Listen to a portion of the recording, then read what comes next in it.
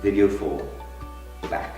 The back, probably the single most dodgy area, the single most complex area, and the thing that most can go wrong with it. There's any number of things that can involve your back, so that can't possibly be covered here. You have all manner of postural problems that come in and everything else. My concern is that there's certain back exercises should be done, and we'll cover 1 or 2 of them today, okay? For ladies, it's important that you look after your backs, because one of the actual situations is that at the time of the period, your joints are much more loose.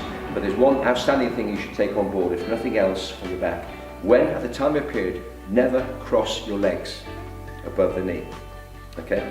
Crossing your legs above the knee will categorically, gradually demean the strength of your back. If you have daughters and there's evidence that goes into menopausal area as well, tell them about it, because it's not just about the circulation behind the knee, it's about the actual ligaments behind the knee.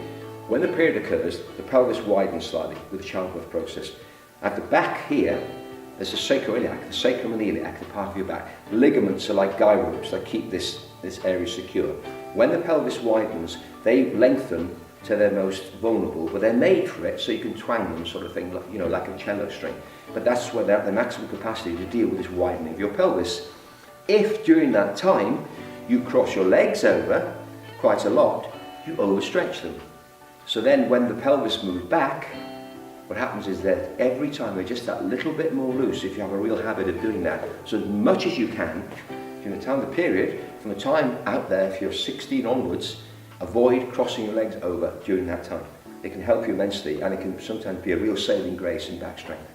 The first back exercise is the lying on your back, the bridge. It's called the Pilates bridge, but it's around a lot sort of sooner than Pilates has been around for many years, for hundreds. So, but we'll demonstrate this today and see what things can go wrong with it and how you can do it more efficiently. I can ask Chris to give me a demo on this one.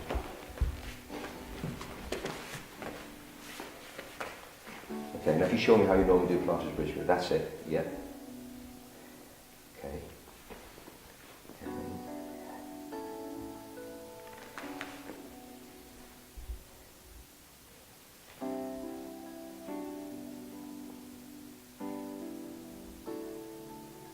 Down again. Now that is a perfectly sound Pilates bridge, or back-lie bridge. The way you actually increase the work, is to actually very slightly move your feet away from you. Okay. Like this, or that's it. like that? That's it, distance away, that's right. If you now go onto your heels, draw the toes back towards you, and think of your heels as a pivot, and you now perform the bridge again, and you feel your hamstrings work. Yes. Okay. Right. Okay. Now if you have problems with this exercise, and you want to start the bridge, but you feel in Chris's first position that it wasn't working, you didn't feel too secure about it, what you do is you move your feet a little bit away to allow your hamstrings to come in and help you. You'll find you'll get up there easier. Chris doesn't have a problem initially with it.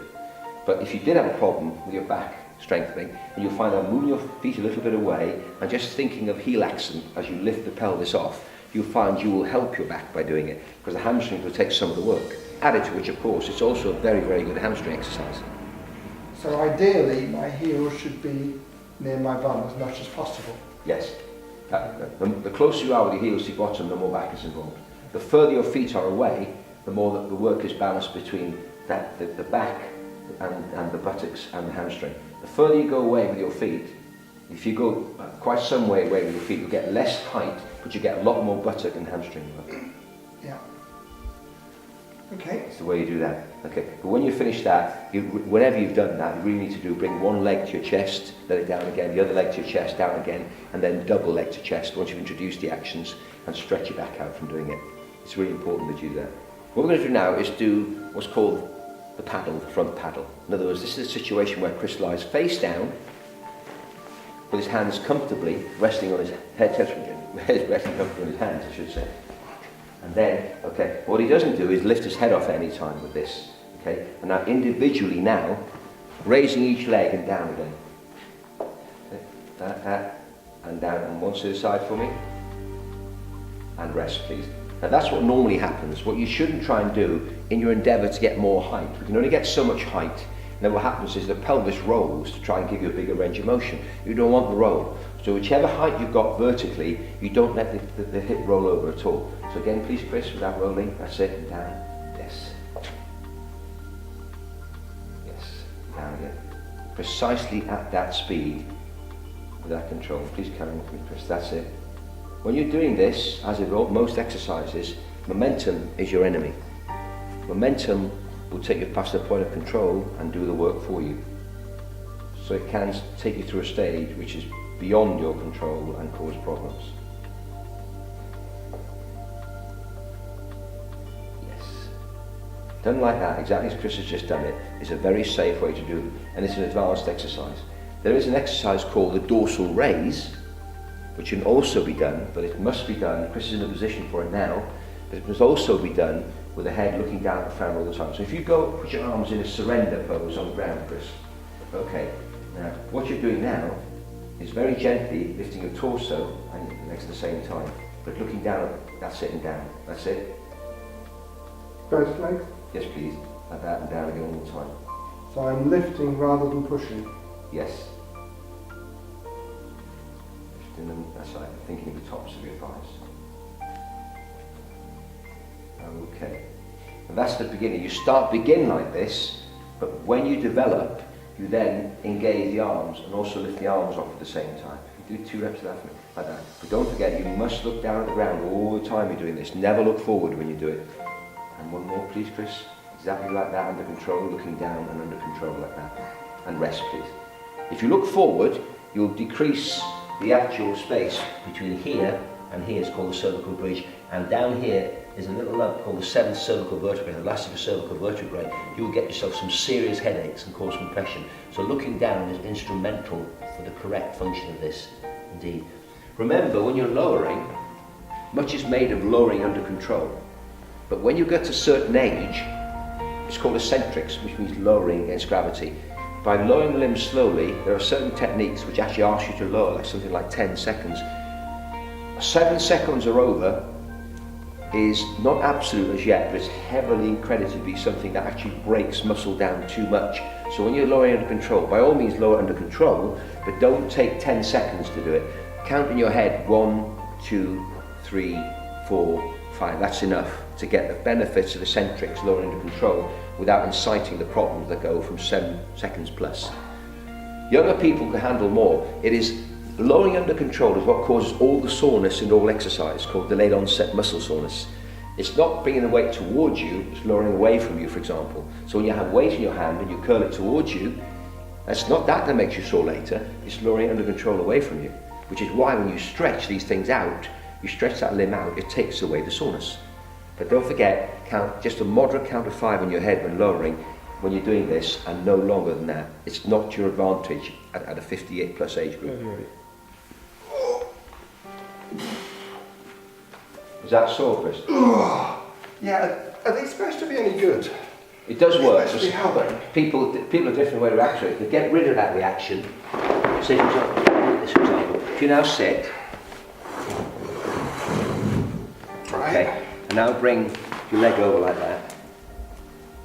Okay, elbow in there, in your left. Yeah. Hand on your ankle, very gently, keeping pressure on the inside of your left knee, keeping it down. Right. Okay, move your elbow into there. Oh, That's right into, put your elbow in there. Oh, right. That's it. Now take it down like that. Look. Down like that to hold. Oh, yeah. Yeah. Put the same hand. Oh. That's it. Okay. Now keep pushing on your left elbow and your left inside left knee. Right. Now keeping the pressure down. Now gently. Now tilt down towards the inside of the left ankle. Oh, yeah. Okay. Yeah. Okay, so that's reversing what was previously like.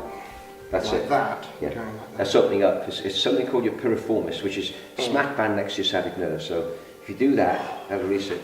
Yeah. And the other one. Put it on there, please. Again, press down the inside of the right. Now lean towards the inside of the right ankle. Now stay with that. Stay with that. Get on the seat properly. Yeah. No matter what you've got, as long as you're thinking that along those lines. Pushing that down. Stay with that. Okay. Yeah, But that's good. if you do that at home, that works. Yeah. That will release it. Thank you. When you want to keep lots of control and in pelvic floor exercises where you suspend it up. So it's great work, but maybe you want more control. So for your back. So if you take your feet wide, like so, Chris, okay, cross the hands over the chest like that. Does it matter if it's right over left or left No, over right? whichever. Yeah, whichever you're comfortable with. That's normal for me, but sometimes for other people.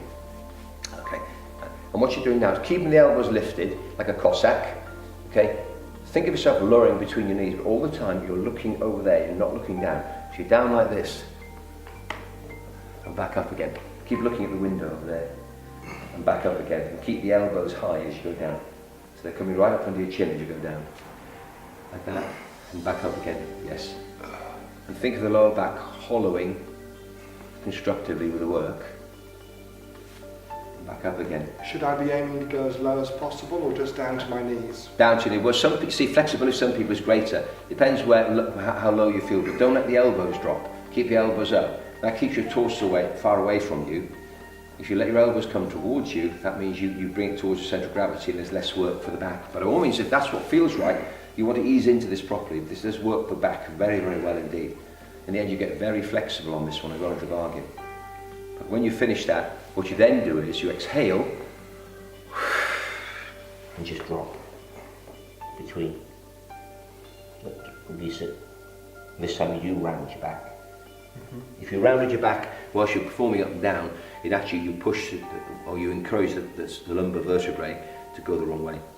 But by keeping your chin up, the more your chin up is chipped like this, the more your lower back reacts by pushing inwards and keeping you safe. So when you've got this in place and you're doing that, like that, keeping your chin up, keeping glued to it, like so, you will really work your back very well, indeed. You've got a really solid platform here that when you're finished, done that, you drop, and you undo the pressure. You get up without any strictures in your back. That's it. Lift the elbows, you go down, that's it. If you do 5, Chris, keep looking up, please, don't look down. 2, yes. 3.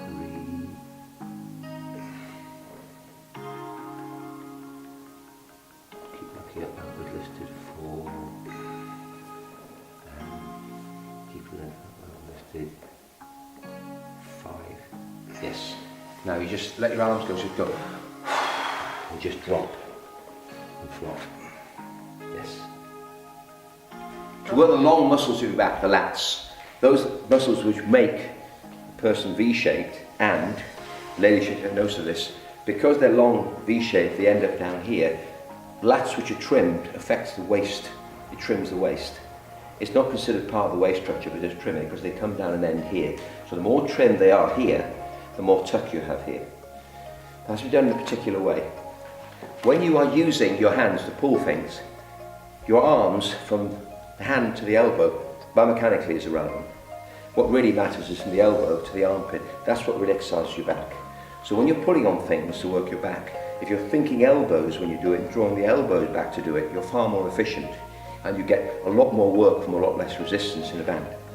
So a normal band is right. When you're doing this, if you're getting over 25 with ease, then you need a stronger band. The only problem you have is that bands are not internationally normalized or standardized. So a grey in one range is not the same grey in another range, and so forth through all the colors. That's a problem they're supposed to put right, but it's still not been done. So ask Chris now to demonstrate this, and I'll show you what I mean. I'm duty bound to say I've been drinking nut butter punch who are paying for this film. I am duty bound to say that. Right. So what do I do with this? Now you just step on it like that. And which bit do I hold? Have The that knotted towards bit? you. That's right. Okay. Okay. All right. Have your foot further over in it. That's it. Okay. And what you're doing now is you just come up with like this or like this? Hold it like that. That's it. Okay. And come, but I can come up with it like that. I'll get one over here and show Am it I to you. pulling with my arms or pushing with my legs? You're coming to a squat position, and you are. Okay. That's it. Come on.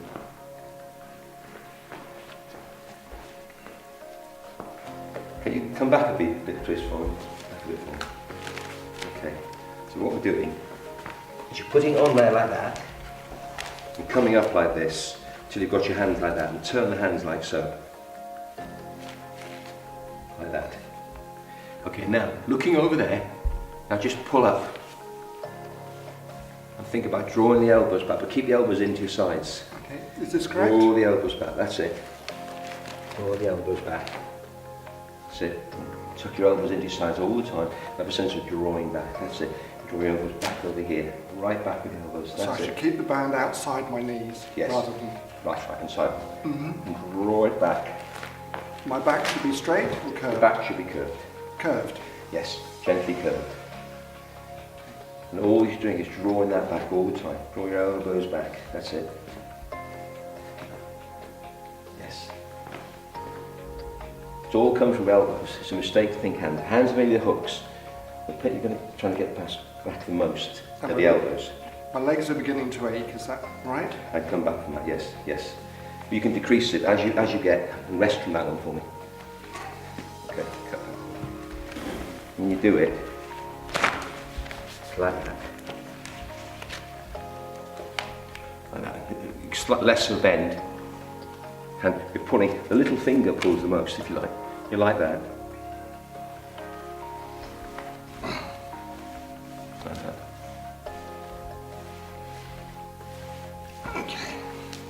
Less of a bend, the legs. It's a bit taller. That's it. Now draw it back along that line. That's it. Big elbows. Yes. They're working. That's what you want. And how does this help your back? Well, it works the lat muscles. The V shape all the way down here. Yeah, that's you can. And again for me. Yeah, working down there. So perhaps if you show that again. Yes. And this at the angle of the draw. Keeping the elbows in. That's it. If you stick the chest out gently when you're doing it, it's even greater. Throw the elbows and back. That's it. And if your legs start to get tired above the knees, just straighten them a bit more. Up a bit more. And keep drawing back. That's it. As you stand, as you draw back, use a bit more of this. That's fine. It's actually interrelated here anyway. That's not a problem. But you will work your back right across here. Okay, what's next? And the alternative to that is the seated row. Now you all know about horizontal row machines in the gym. Anything else? And you're seated there and you pull back at waist level. Well, this is done the same thing you can do in the house with this by trapping the band around your feet. And again, adopting the same position with the hand and pulling back, but keeping the hand level with the waist like this. So can you use a towel for this, or does it have to be rubber? It has to be rubber, it has to be expansive. Okay. So where can you get these things from? You can buy these from anywhere in the high street, from Argos, on Amazon, everywhere. So just be aware that not all mediums are the same medium. They can vary enormously. It's what you feel to be right for you. Some of the yellow ones are like articulated lorry tires. It takes a superhuman person to move them. But you get 3 of them, usually for about £7 in Argos. Isn't there a danger they snap? Very rarely do they snap, to be honest with you. Very rarely. And can you wash them? Yes, you can. Okay. Yes. So I put these around my feet like That's so. right. And now you put your hands like that, because hold them like that. That's right. it. Okay, now drawing the little finger down, you're drawing back towards your waist like that. Like so? That's it. High or low? Now, imagine the forearm moving parallel to the ground. Leg straight or bent? Slightly bent. That's it, to protect your back. That's it.